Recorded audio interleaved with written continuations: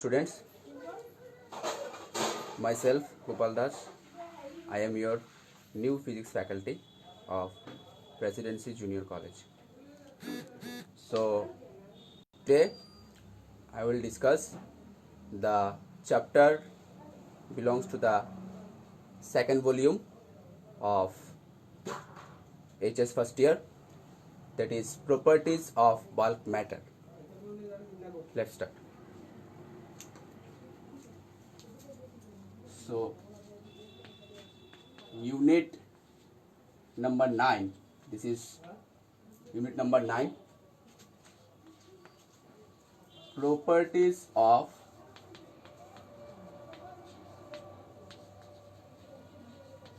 bulk matter. Properties of bulk matter. Okay, in this chapter, in this unit, we have studied chapter number 9, that is mechanical properties of solid,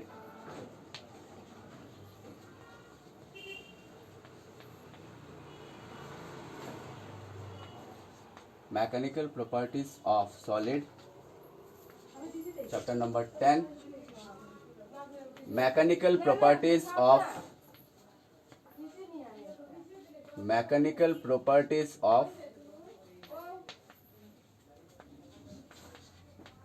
liquid. Mechanical properties of liquid. Chapter number 11, thermal properties of matter.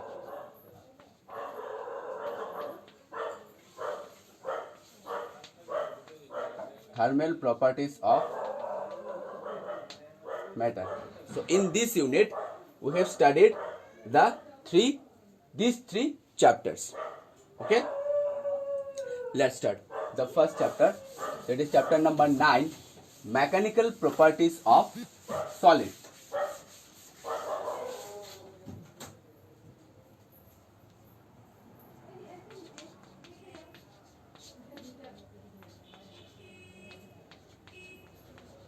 Mechanical properties of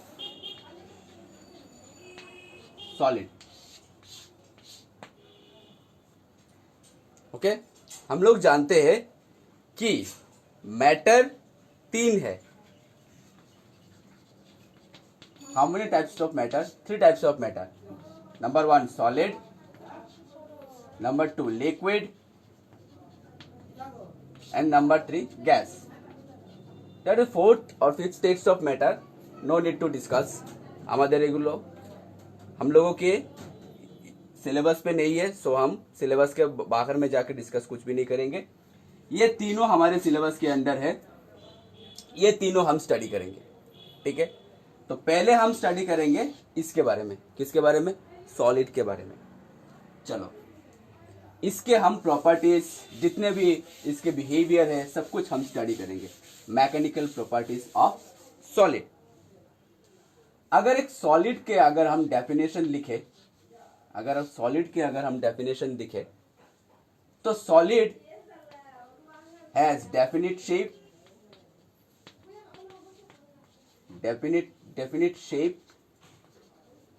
and size. एक solid का definite shape रहता है. ये chalk एक solid है, इसका एक shape है. ठीक है, definite shape and size, definite volume,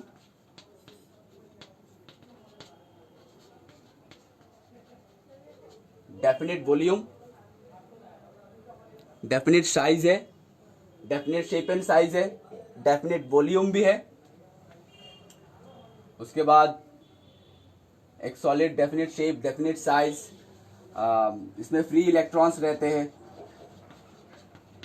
free electrons, okay, free electrons move करेंगे. अगर हम सॉलिड को अगर हीट कर देते हैं, या फिर किसी सॉलिड कंडक्टर को अगर हम कनेक्ट कर देते हैं किसी पोटेंशियल डिफरेंस से, वो अलग बात है. तो इसमें फ्री इलेक्ट्रॉन्स रहते हैं. इसका डेफिनेट वॉल्यूम भी है, इसका definite shape and definite size सब कुछ है. ठीक है, तो ये है सॉलिड का कुछ बेसिक प्रॉपर्टीज. ओके, क्या क्या है? solid has definite shape and size, has definite volume, free electrons. Okay, अच्छा, solid का size, अगर solid में, एक solid में definite shape and size कैसे रहता है? अगर हम एक क्यूब अगर कंसिडर करें, ऐसे अगर हम एक क्यूब कंसिडर करें,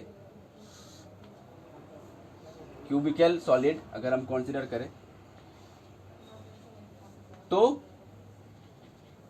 अगर सब कुछ एज में एक एक इलेक्ट्रॉन कंसिडर करें, सब एज में एक एक इलेक्ट्रॉन अगर कंसिडर करें, ये एक इलेक्ट्रॉन, ये एक इलेक्ट्रॉन, ये एक इलेक्ट्रॉन, ये एक इलेक्ट्रॉन, ये एक इलेक्ट्रॉन, ये एक इलेक्ट्रॉन और ये एक इलेक्ट्रॉन और ये एक इलेक्ट्रॉन, अगर सब एज पे एक एक इलेक्ट्रॉन अगर हम कंसिडर करें, तो हम देखेंगे दो इलेक्ट्रॉन में एक बॉन्डिंग है, एक बॉन्डिंग है, एक बॉन्डिंग है, ये सब बॉन्ड है, दो इलेक्ट्रॉन के बीच एक बॉन्ड रहता है। इसको बोलते हैं इंटरमोलिकुलर एट्रैक्टिव बॉन्ड, इंटरमोलिकुलर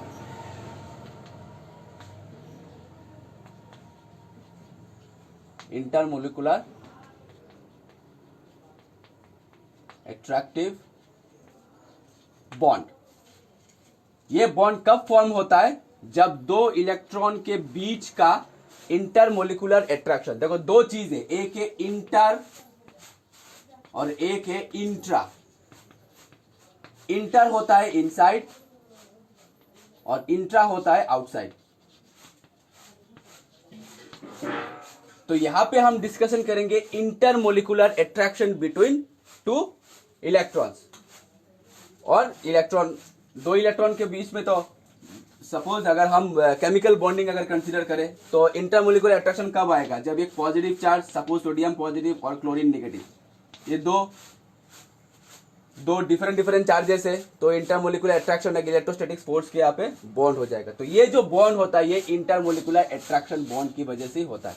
यानी दो मॉलिक्यूल के बीच में, सॉलिड के जो मॉलिक्यूल रहता है, दो मॉलिक्यूल के बीच में एक इंटरमोलिकुलर अट्रैक्शन रहता है, क्लोज स्ट्रॉन्ग इंटरमोलिकुलर बॉन्ड रहता है। इसीलिए सॉलिड का जो शेप है वो फिक्स रहता है, डेफिनेट वॉल्यूम से रहता है। ठीक है, अच्छा, सॉलिड के अगर हम बिहेवियर की स्टडी करें, तो सबसे पहले आता है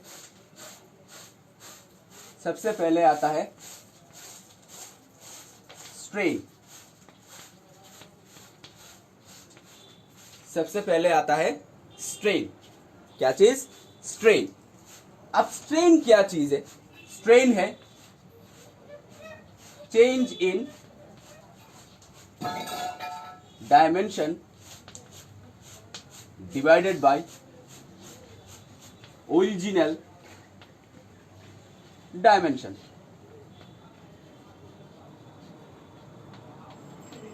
change in dimension divided by original dimension, ये होता है स्ट्रेन। डायमेंशन क्या होता है? एक सॉलिड का डायमेंशन क्या होगा? आइदर लेंथ और ब्रेथ और हाइट, ये होता है सॉलिड का डायमेंशन। आइदर लेंथ होगा, ब्रेथ होगा, हाइट होगा। ठीक है, तो एक सॉलिड का स्ट्रेन का डेफिनेशन हम लिख सकते हैं चेंज इन डायमेंशन, यानी लेंथ का चेंज हो गया, या फिर ब्रेथ का चेंज हो गया, या फिर अपना हाइट का चेंज हो गया। ठीक है, तो change in dimension it's divided by original dimension. अगर ओरिजिनल डायमेंशन से अगर हम डिवाइड कर दे, जो रेशियो आएगा वो होता है हमारा स्ट्रेन। ठीक है, it is a pure ratio, it is pure ratio, change in dimension divided by original dimension. ठीक है, change in dimension divided by original dimension. तो स्ट्रेन होता है change in dimension divided by original dimension, is called strain. ठीक है, अगर हम diagrammatically अगर हम देखें, डायग्रामेटिकली अगर हम देखें, तो फिर सपोज ये एक सॉलिड रॉड पकड़ लो। ओके, इसका ओरिजिनल लेंथ हो गया तुम्हारा L। सपोज इधर से अगर हम इसको खींचे, तो ये इलोंगेटेड होगा।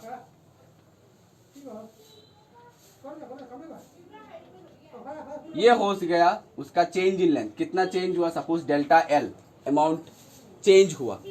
ये है ओरिजिनल लेंथ और ये है डेल्टा एल, तो ये टोटल लेंथ हो गया अपना एल प्लस डेल्टा एल।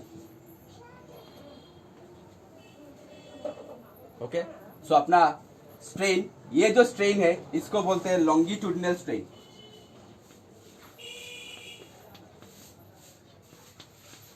इसको बोलते हैं लॉन्गिट्यूडिनल स्ट्रेन।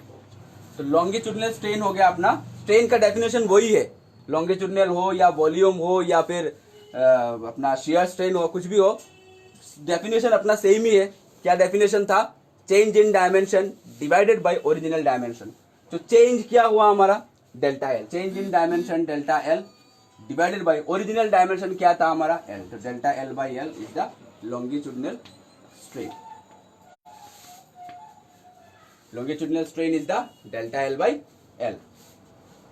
सॉलिड का अगर हम कैसे हो गया longitudinal strain, सपोज ये अगर कोई रॉड है, इसको अगर हम थोड़ा खींचे तो थोड़ा सा इलोंगेटेड होगा। ये चेंज मैंने इतना बड़ा दिखा दिया, इतना बड़ा नहीं होता है। Change delta means small value, this delta means small value, small change हुआ। तो ये जो चेंज है, ये एकदम छोटा है, एकदम स्मॉल चेंज है।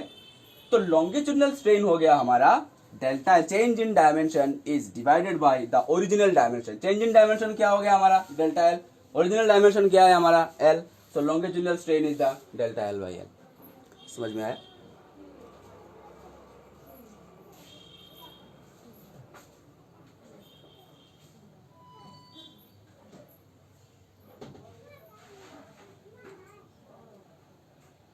ये हो गया हमारा लॉन्गिट्यूडिनल स्ट्रेन। ओके, नेक्स्ट हम करेंगे वॉल्यूमेट्रिक स्ट्रेन, वॉल्यूम स्ट्रेन व वॉल्यूमेट्रिक स्ट्रेन।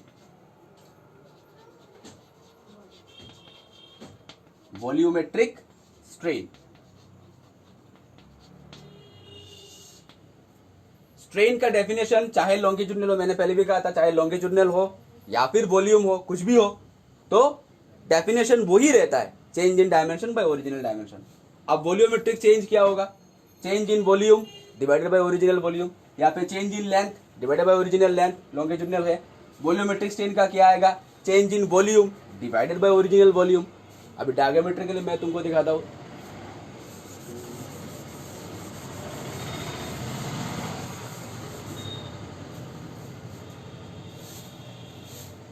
पकड़ के चलो, ये एक मोटा इंसान है, ये पकड़ के चलो, ऐसा मोटा इंसान है। इस मोटे इंसान को डॉक्टर ने दवा दिया है, ठीक है, तो तुमको सिकुड़ना होगा, तुमको डाइटिंग पे डाला है। तो बेचारा डाइटिंग करते करते करते करते सपोज ऐसा हो गया, छोटा हो गया, इतना। इधर से डॉक्टर ने दवा दिया, इधर से डॉक्टर ने दवा दिया, डाइटिंग पे डाला, इधर से डाइटिंग पे डाला, इधर से डाइटिंग पे डाला, इधर से डाइटिंग पे डाला, यानी इधर से हम थोड़ा प्रेशर दिए, ठीक है। तो ये हो गया हमारा ओरिजिनल वॉल्यूम, ये। और चेंज कितना हुआ, डेल्टा बी। ओरिजिनल भी चेंज हुआ हमारा डेल्टा बी, ओरिजिनल मोटा इंसान का वजन था भी, चेंज हो गया डेल्टा बी। सो वॉल्यूम कितना चेंज हुआ, volumetric strain, volumetric strain is equals to change in volume divided by original volume. Since से रेशियो है तो इसका कोई ऐसा यूनिट नहीं है। ये हो गया हमारा volumetric strain, change in volume divided by original volume, ठीक है। तो वॉल्यूमेट्रिक स्ट्रेन ये हो गया। Volumetric compression, compression strain, volumetric elongation भी है। अगर हम किसी सिकुड़ते हुए आदमी को ऐसा खींचे, पकड़ लो, अगर किसी बॉल को अगर हम ऐसे खींचे तो ये इलोंगेटेड होगा।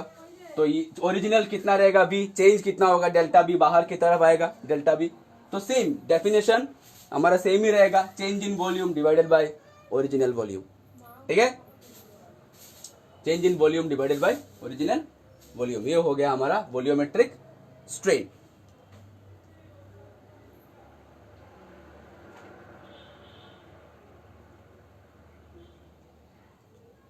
ओके, एक छोटा सा एग्जाम्पल करते हैं, इस ट्रेन के ऊपर ही छोटा सा एग्जाम्पल करते हैं, तुम लोगों को समझ में आएगा। क्वेश्चन नंबर 1 कि find the strain of a solid rod of a solid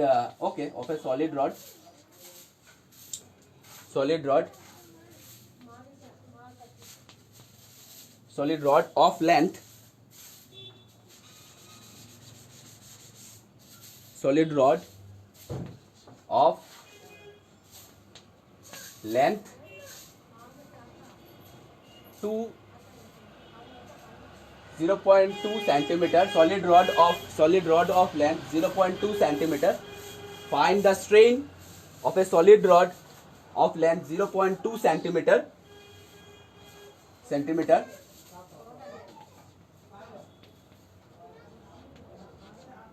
extended up to, not expanded, extended up to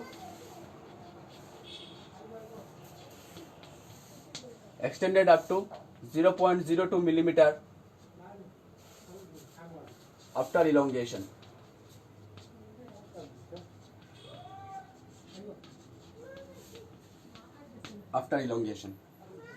note down करो इस क्वेश्चन को। Find the strain of a solid rod of length 0.2 centimetre extended up to 0.02 millimetre after elongation.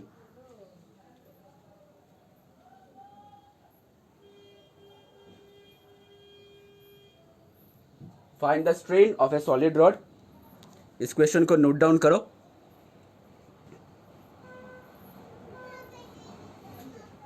Find the strain of a solid rod of length 0.2 centimetre extended up to 0.02 millimetre. So question का given क्या दिया है हमको?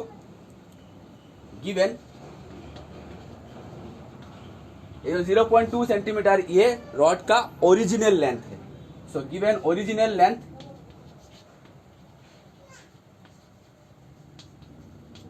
Length of rod comma L is equals to 0.2 centimetre. इसको अगर हम metre पे converted करें, तो 100 centimetre is equals to 1 metre. 1 centimetre 10 to the power -2, हमारा 0.2 सेंटीमीटर हो गया 0.2 into 10 to the power -2 metre. So length L equals to हो गया हमारा 0.2 into 10 to the power -2 metre. तो हमारा हो गया 2 into 10 to the power -3 metre. Calculation समझ में आया? ये 0.2 यानी 2 इंटू 10 टू द पावर -1, यहाँ पे -2 तो हो गया -3। ओके, ये हो गया हमारा रॉड का ओरिजिनल लेंथ। अब एक्सटेंडेड अप टू 0.02 मिलीमीटर, ये हो गया हमारा चेंज इन लेंथ। रॉड को ऐसे खींचने के बाद कितना आया हमारा original change in length 0.02 millimetre. So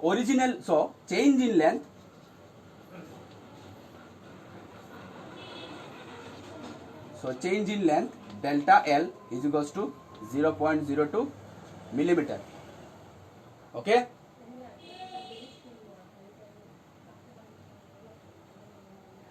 so is equals to 0.2 into 10 to the power -3 metre.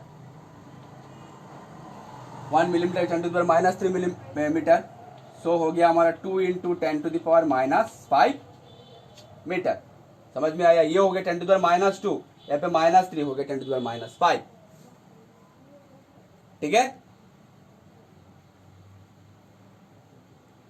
अभी हम स्ट्रेन का वैल्यू निकालेंगे। तो स्ट्रेन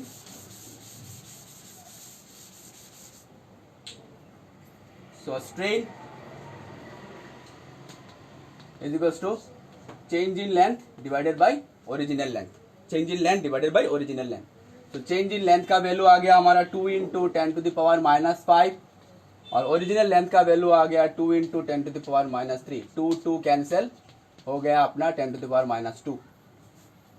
ये 10 टू द पावर -3 ऊपर उड़ गया प्लस हो गया -5 + 3 -2, this much, no unit, 10⁻², strain.